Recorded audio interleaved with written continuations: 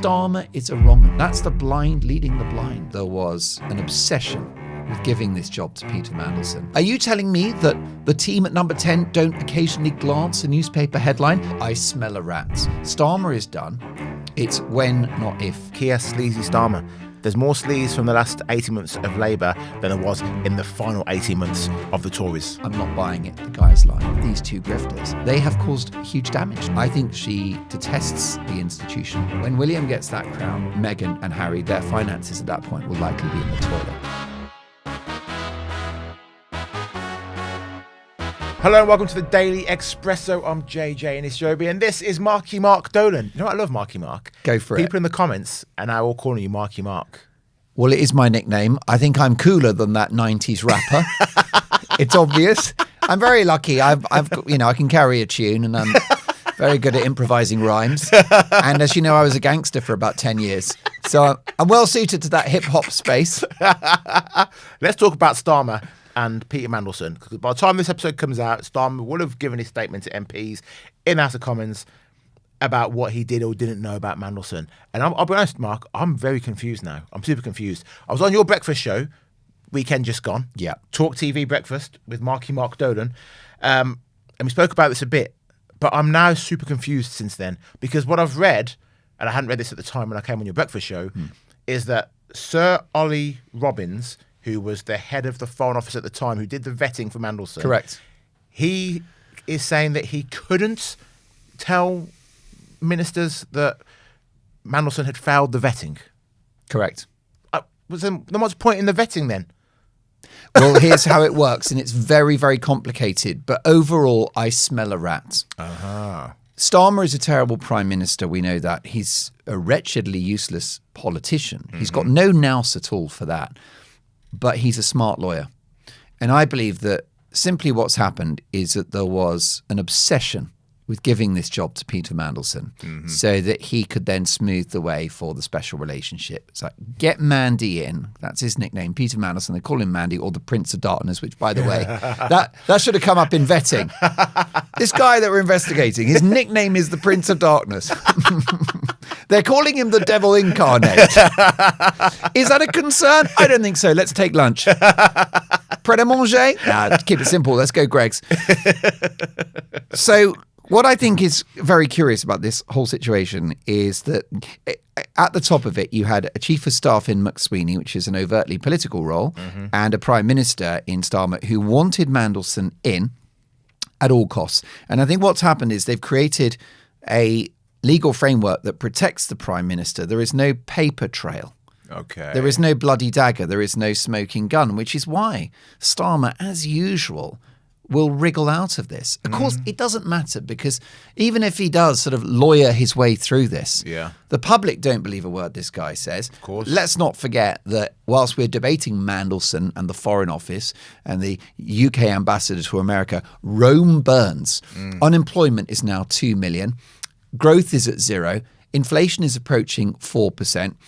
We're not drilling for oil and gas on our own shores during an energy crisis. Yeah. We've got open borders. So, it's actually a tragedy that we're not talking about those issues today. But either way, it doesn't matter what perspective you have. Starmer is done. It's when, not if, he goes.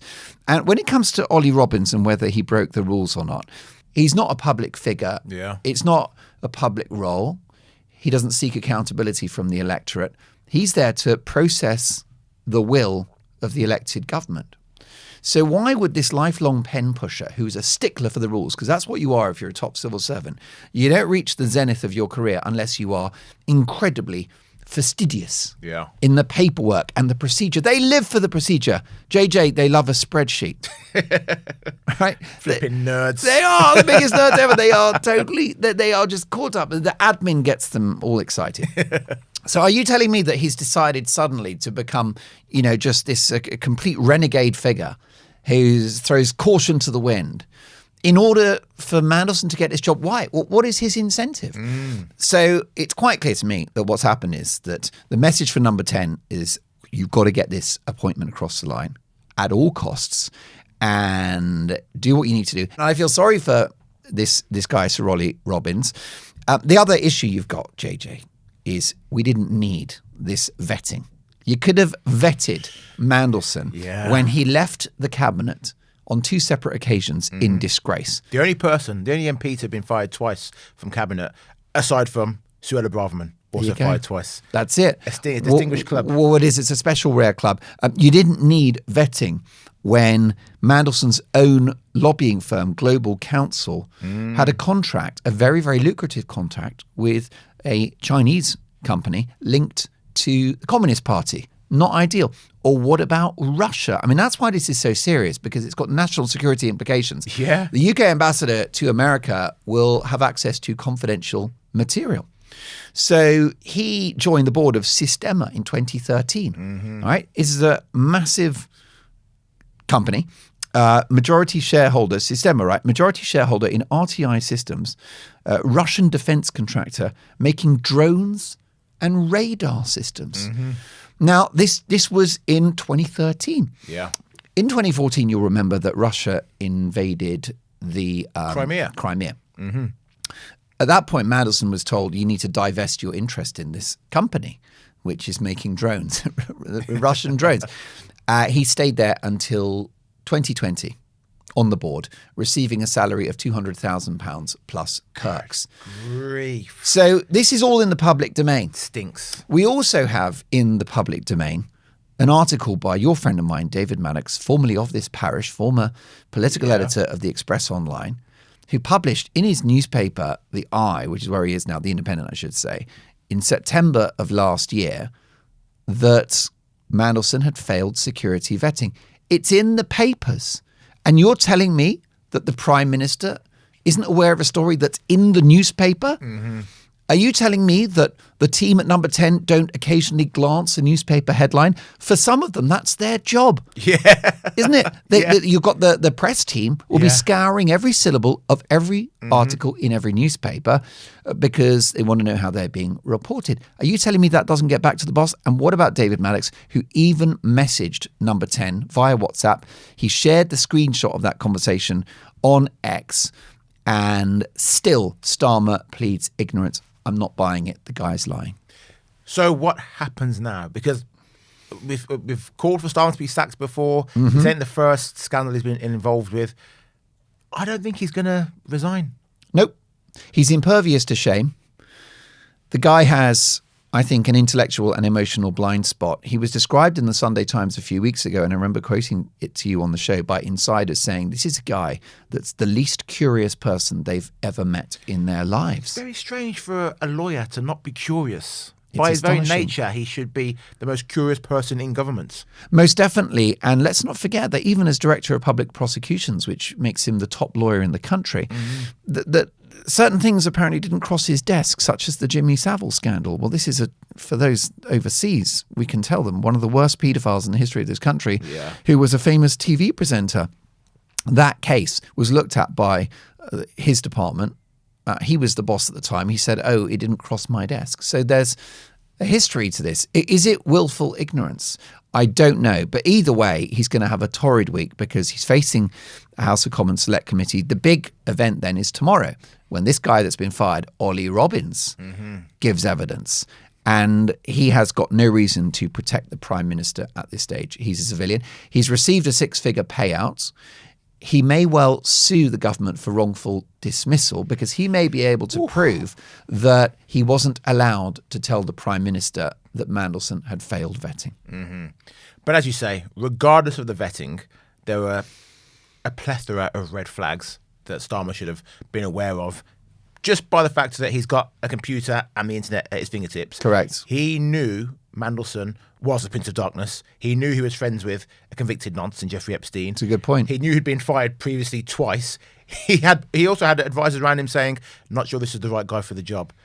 And yet Starmer, as PM, still decided to go ahead and give him that plum roll and then the lovely residence in Washington, D.C.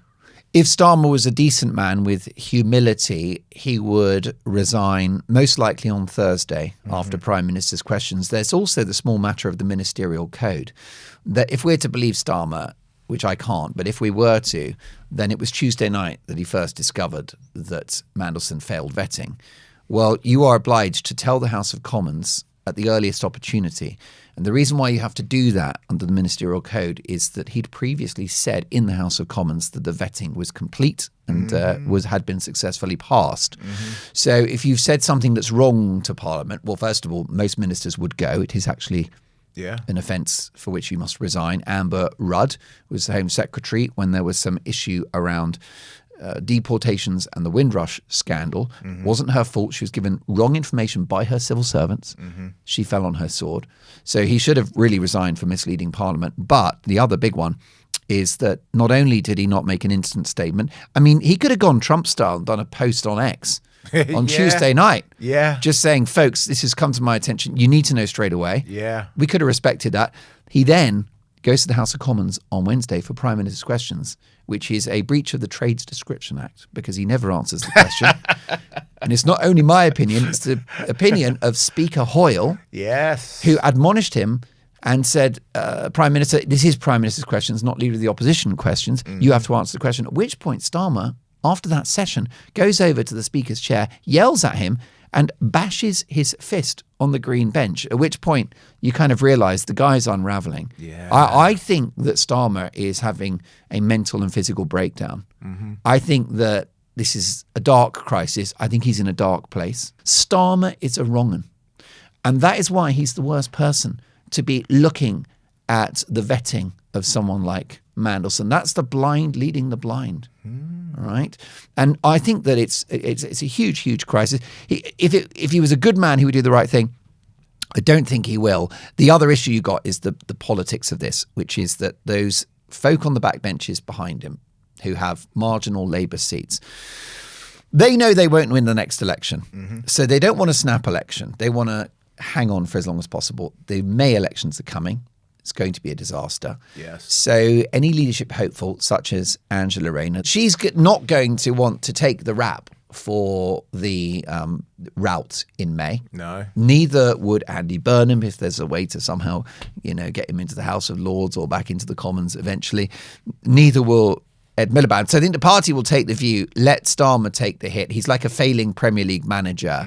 And before the new boss comes in, when it's some brutal derby that they're not going to win, get the boss to come in the next day. So the bottom line is Britain will have a new Prime Minister in the summer. And I guess for another show, we can reflect on the fact that they're going to be even worse than Starmer. I think it's worse than that, mate. I do. I think Starmer's the reason that Arsenal Football Club have capitulated on the weekend there to Man City. His poison, his bad luck, it's getting everywhere. Yes, he's a big Arsenal fan. Of course, he doesn't pay for his tickets to the Arsenal. No, of course not. Because even though he's a multimillionaire, he needs a wealthy donor to pay for his glasses and his suits. Taylor Swift. In fact, when he went to see Taylor Swift, her singing was rubbish. I mean, did you know that there's, in casinos, there's a job for somebody called the cooler? Did you know about that? No. And it's someone that stands at the table and sends out bad vibes so people stop winning. Really? Yeah, it's called the cooler. Yeah, there was actually a movie about it starring William H. Macy. Oh. Yeah, and so I think that Starmer's like that. He's got the opposite of the Midas touch. He starts going to the Arsenal, they lose matches. So it's going to be I mean, what do you? For me, at the heart of this is a guy that doesn't have a good character. What do you think? I think you're completely right. He bamboozled us. He made us believe that he was the man for change. He was going to be full of honesty and no sleaze. But as I said to you on Saturday morning, it's Keir Sleazy Starmer. There's more sleaze from the last 18 months of Labour than there was in the final 18 months of the Tories. Well, I totally agree. You're right about that. And do you know what? It's just something I've learned in life, and it's outside of politics. But if somebody tells you in life that they're a good person, run for the hills. Yeah. Get out of there. Because it's the people that consider themselves to be virtuous and good, which I suppose could be in many ways characterized by the so-called woke people. Well, they are the most vicious, censorious, authoritarian, cruel, heartless, illogical and mad. If you look at some of the woke ideas and the aggression with which they are rammed into our faces, I live in fear of these people. And he pitched, to the nation that he was like one of the good guys. And frankly, I would take someone that's something of a rough diamond, a less than perfect person. I mean, I've been asked to compare the characters of Farage and Starmer, And I think it's very interesting because no one considers Farage to be just this fabulous, perfect human being. No, not at all. It's priced in that he likes a beer, he smokes a cigarette, he's a little naughty, he's, and I think actually that's the way to go with these politicians. Mrs. Thatcher wasn't a particularly caring human being. Yeah. She was fearsome, maybe a touch authoritarian here and there, but it was on the outside. It was there to be, what you saw was what you got. And I think that's what we need in our public figures, even if they're not perfect. My dentist has been talking about Donald Trump. Now, I know that... Your dentist. And he's an expert on world affairs, let me tell you, as well as molars. By the way, what do you think of these gnashers? Get a refund, mate. I think so. I'm off to Turkey. We'll do the hair and the teeth in one fell swoop. I'm going to rebuild my entire body.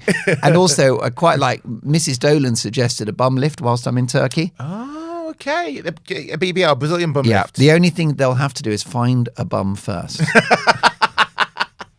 You're perfectly flat like an ironing board. I'm afraid so. I have got the body of a supermodel, let's say. But so the bottom line is that so my dentist was talking about Trump, and he said he's the honest liar. Yeah. Right? Yeah. It's these politicians that actually they're not pretending to be so perfect and lovely and super, like squeaky clean. Mm-hmm.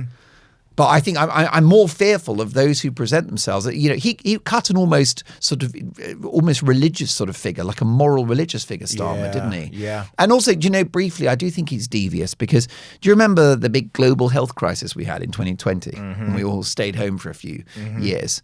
He weaponized that in order to make himself look prime ministerial. Yeah. And he kept asking for more measures and more lockdowns, which had a huge impact on the economy, mental health, the waiting lists in the NHS.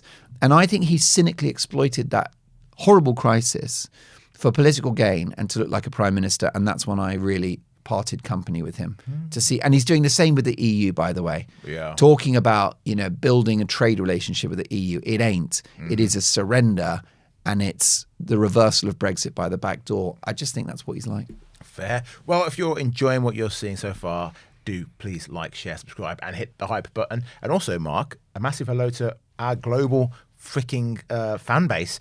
People in the comments telling us they're from the Netherlands. It's amazing. Loads of Yanks are watching. Can I say Yanks?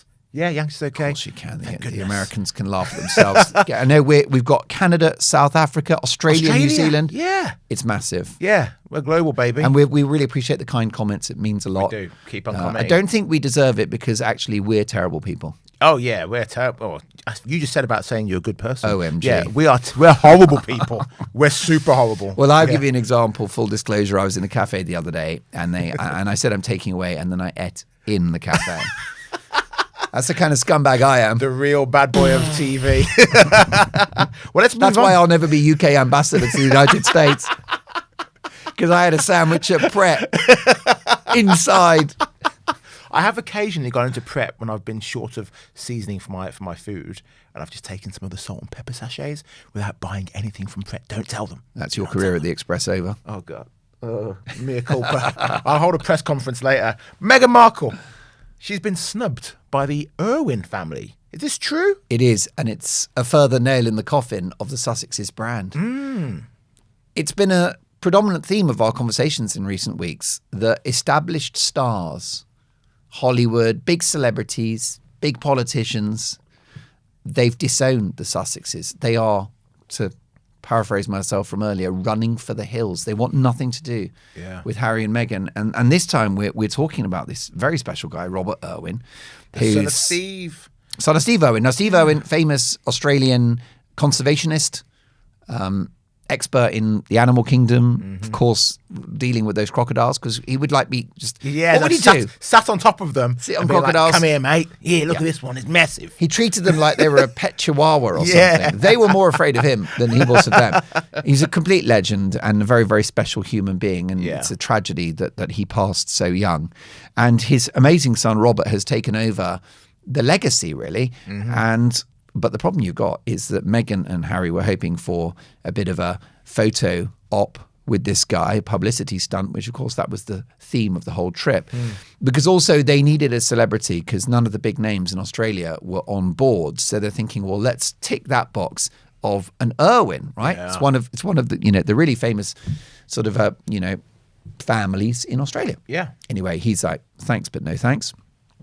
One of the reasons why, well, I think there are two. I think that anyone with a successful career in show business or politics doesn't want to be associated with them because it's only bad news, because the public don't like them. And then the other issue is that he's very close to William, and he is a monarchist. He loves the royal family. And if you love the institution of the royal family, and if you admire the king and queen, and if you loved Elizabeth, and if you respect William and Catherine, you're not going to go anywhere near these two grifters. Yeah. Because what have they done?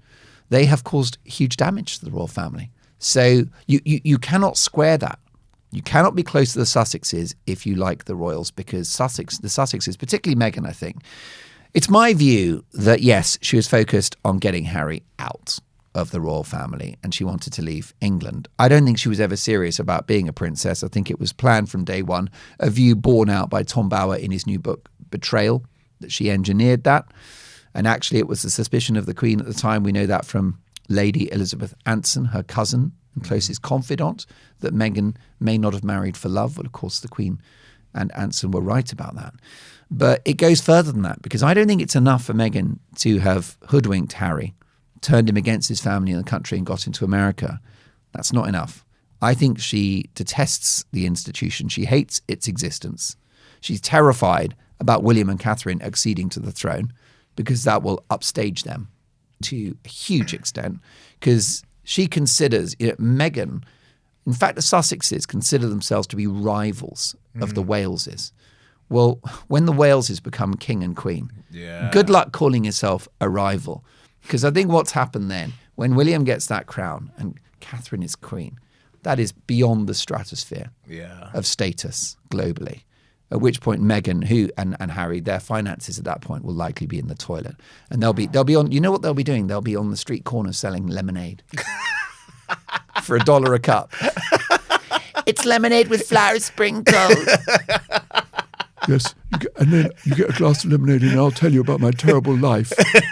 For another 50 cents, I'll give you a boring speech about mental health, because we need the money. So the issue you've got is that, that they desperately trying to put together some sort of, a few celebrities. And Irwin is in Team Wales. Everyone is in Team Wales that matters, okay? And Team Wales is those who support William and Catherine. Who have you got on Team Wales? You've got Piers Morgan, the most famous journalist in the world. You've got the brilliant, fantastic Jeremy Clarkson, who said, I detest Meghan Markle on a cellular level. Yep. Yeah. Powerful words. He's not a fan. No, but he's a big name. He's a global figure and a thorn in the side of the Sussex brand. Who else is it? Well, we know that obviously King Charles is the head of Team Wales. Charles and William have never been closer. They've had problems in the past, but Harry's behaviour has just brought them together. Harry's behaviour is like the glue in that relationship.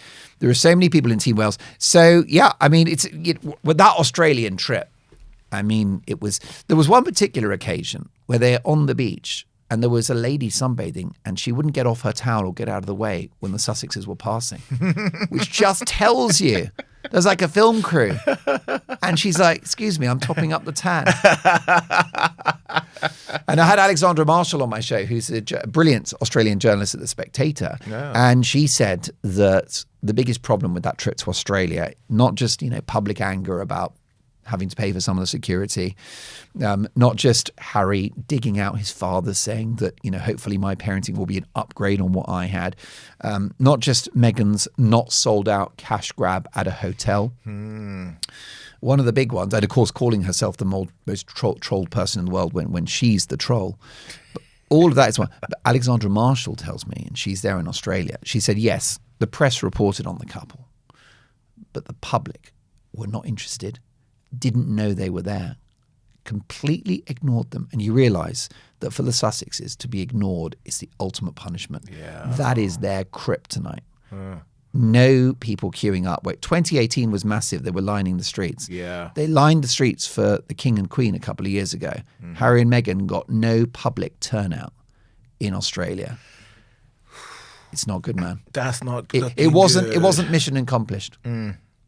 Well, let's move on to another celebrity who is facing a tough time from some of the public, Sharon Osbourne. Yes. She's a mate of mine, Sharon, but she seems to have annoyed the left. So Tom Robinson, the activist, has his Unite the Kingdom march coming up next month. Sharon simply said that she's going to go to the march. So commented on someone's post on social media saying, see you at the march. Actually, it was on Gauci Reports. She said, see you at the march. And now Centrepoint, for whom she was an ambassador, the homeless charity, Centrepoint have dropped her and said they have no plans to work together in the future after the television personality expressed support for the upcoming events. Is it fair enough? It isn't. It's cancel culture, isn't it? Which I thought we'd moved on from. She's entitled to have her opinion. Sharon Osbourne is not a frothing racist. No. I mean, I don't know whether you detected any deep intolerance in her nature when you worked together very successfully at Talk TV. No. No. We spent we'd finished filming and we'd spend many evenings, me, her and another friend who's on the show that's called Nicola Thorpe, we'd sit in the green room afterwards drinking. She'd bring in a few bottles of wine, we'd bring a couple of bottles of wine, we'd sit there for about 2-3 hours on a Friday after the Friday show, and we'd drink till the early hours of the morning. Really? So Sharon could put it away, could she? She could put it away. The bottom line is that it's not my understanding that she's got a racist bone in her body. I never sensed that myself. I've worked with her. She's a lovely person, incredibly authentic. She's a genius, by the way. She rescued Ozzy Osbourne's career because he was doing actually very badly when she took over his career, and she rebuilt him. They made millions. I mean, their net worth as a couple before Ozzy sadly passed, in the region of $200 million. Yeah. They are they're disproportionately wealthy. And it's because of her business acumen. She's had an interesting background. Her father was a top showbiz manager. Don. And she worshipped her father, but then they fell out. And she alleges, I think, that he tried to get her either killed or at least beaten up because she became a business rival. Her own father. She feared for her safety because of what her father may do to her is basically the right way of putting it.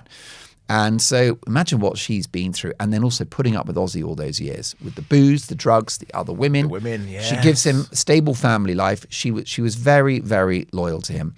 And so I just only admire her, really. And the truth is that she's entitled to her opinion. We all think different things. No two people think the same thing. The Unite the Kingdom March. So what you've got there is many hundreds of thousands of people went to the last one. Of course, the press reported it that it was like a very small turnout. But if you look at the aerial footage, there was a massive attendance. And Trevor Phillips, who's one of my favorite journalists, writes for The Times.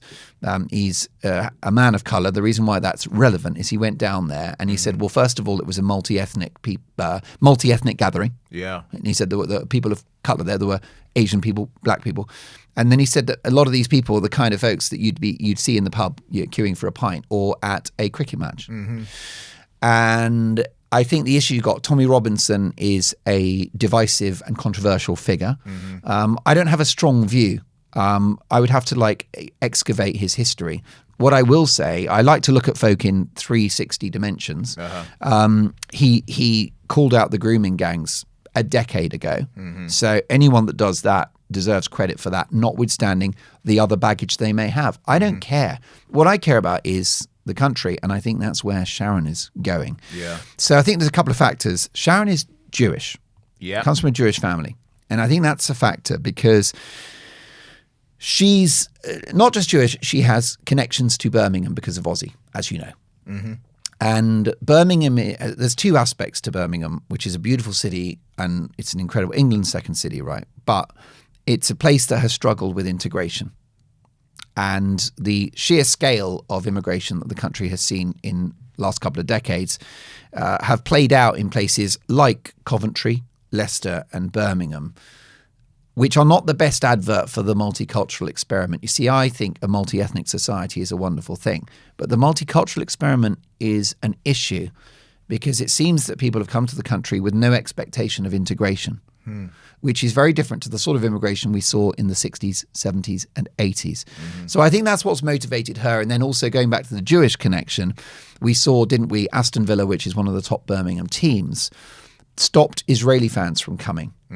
And it's because local pro-Palestine independent MPs lobbied the police Yeah. to prevent Maccabi Tel Aviv. Maccabi Tel Aviv Jewish fans from coming to watch a game in England's second city. So, and then we had the weekly so-called peace marches, which were, in my view, very sort of Hamas adjacent. And that was an affront to our democracy. And that was happening on a weekly basis. And I suspect that Sharon's concerned about all of those things. That would be my guess. What do you think of it? I think you're exactly right. I went with Sharon to a anti-Semitism march. It sounds weird saying anti-Semitism. It was an anti-Semitism march. Right. Yeah, that's exactly it. We weren't there supporting anti-Semitism. We were there against it. And there were lots of prominent Jewish celebrities there. Rob Rinder, Judge Rob Rinder, Vanessa Feltz turned up. Nice. It's definitely a concern for her, and we're seeing more and more attacks on. Just last week, the two teenage boys been arrested today for allegedly, on suspicion of trying to set on fire a synagogue. Yeah. We're seeing the Jewish community being put under more and more attacks in this country. They're a tiny, tiny, tiny minority of this country, yet they are increasingly being targeted. I think Sharon wants that to stop. And I think that there could be a perceived link between very high levels of quite unchecked immigration and anti-Jewish sentiment. I think it's not beyond the wit of man to think that we've maybe opened the door to large numbers of people from cultures that hate Jews. Yeah. You know, I mean, I think it's not beyond the wit of man to make that conclusion. It's something I'm happy to debate, and I'm happy for people to say that's true, that's not true. But I think that she's entitled to participate in that conversation. And I think also, by the way, it moves the dial for that cause, the Unite the Kingdom cause. Because if you've got a mainstream figure like Sharon, who was a star of, was it the X Factor? Yeah, that's right. X Factor judge. One of the biggest names in the country. And by the way, the first reality TV show, scripted reality TV show, The Osbournes, that was before the Kardashians. It was before Love Island, all that stuff. It was the Osbournes. They were the first one. Yeah, and I think the issue that Unite the Kingdom has is some might argue it's the right cause with the wrong leader. Yeah.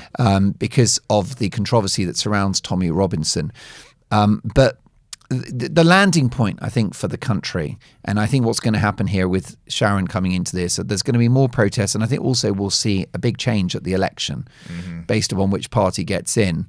And I think it'll be a move to the following, which is a multi-ethnic United Kingdom based around British values, law and traditions and the language. And I think that is a great place for us to land. And I think, as I've said about parts of the Midlands and elsewhere, it's not happening. And in London as well, you have parallel communities. You have folk that don't speak the language, don't participate. I mean, there was a fun run, a park run in East London, and there was a 13-year-old girl who was not allowed to run because her local community said that as a woman she shouldn't run in that race.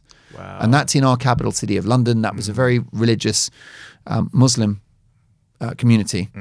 And that should be a scandal. Because that, I mean, in a way it's illegal, but it's certainly against the culture of our country. For a teenage girl to not do a fun run because of bullying by her community. Yeah. It's un-British. So I think I don't know what you think, but I think that's the landing point for our country is to be multi-ethnic, but to be British. Is that controversial? I don't think it's controversial at all. And I don't think our viewers are going to think that's controversial. If I move to America, I need to try and integrate with Americans. It helps I speak English already, but I shouldn't be going to America and walk around waving the Union flag and saying, "Nah, things are better back home. America's rubbish, yada yada yada." Then I shouldn't live in America. Then I think that's basic simpleness. Most definitely. Mark, I'm going to let you go because you've got to leg it across the talk. Of course I do. Because you're doing the 1:00 show today. I am indeed. Very excited, but it's not going to be nearly as much fun as this was. Of course not. I'm going to call you on the show later as well. I'm going to troll you. Do it. See if you can figure out who I am. Drop some truth bombs. Well, thanks, Mark, and thank you for watching today's Daily Espresso. As I said already, like, share, subscribe, hit the hype button, leave your comments, and we'll see you next time. Bye-bye.